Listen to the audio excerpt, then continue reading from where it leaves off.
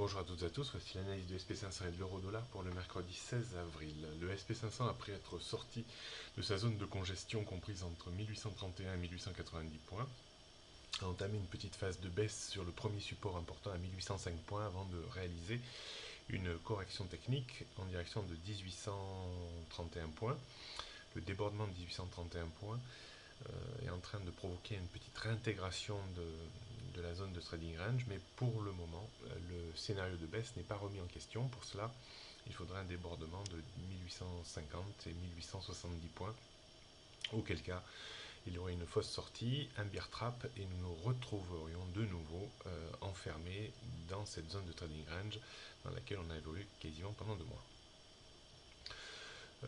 Il faudrait vraiment un débordement après de 1888-1900 points pour créer un excès haussier vers 1950-2000, mais on serait vraiment dans une situation de surachat manifeste. D'autant que le Nasdaq reste quand même vulnérable, même si lui également réalise une correction technique pour le moment. Une seconde vague de baisse ne serait pas étonnant au vu de la configuration graphique de ces derniers jours et dernières semaines. Donc nous avions vendu, je vous avais conseillé de vendre à découvert entre 1825 et 1830. On va tenir la position avec un stop à 1870 points en clôture jour, disons, et toujours un objectif vers 1765 points. On rappelle les résistances, donc 1870, 1888, 1900, 1950, 1831 reprend un petit rôle de support.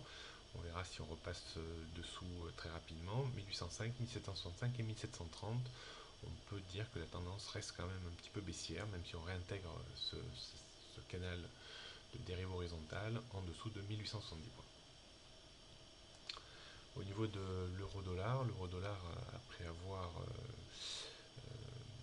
repris une pente ascensionnelle relativement forte depuis 1,37 en échouant vers 1,39 qui est une résistance oblique de très long terme. La parité est en train de réaliser une correction technique sur son premier niveau sur sa première zone de support importante entre 1,3790 et 1,3810. La rupture de cette zone renverrait la parité une fois encore vers 1,37.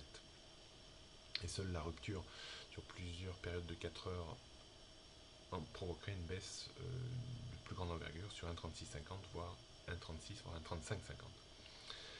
Une phase de reprise en direction de 1,39 reste possible si la parité remonte de quelques dizaines de pips supplémentaires.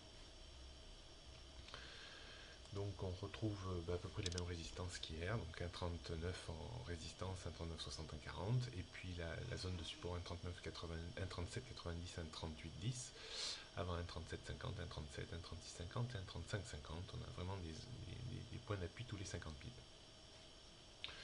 Je maintiens mon biais un petit peu neutre, parce qu'on voit vraiment que depuis quasiment 2 mois maintenant,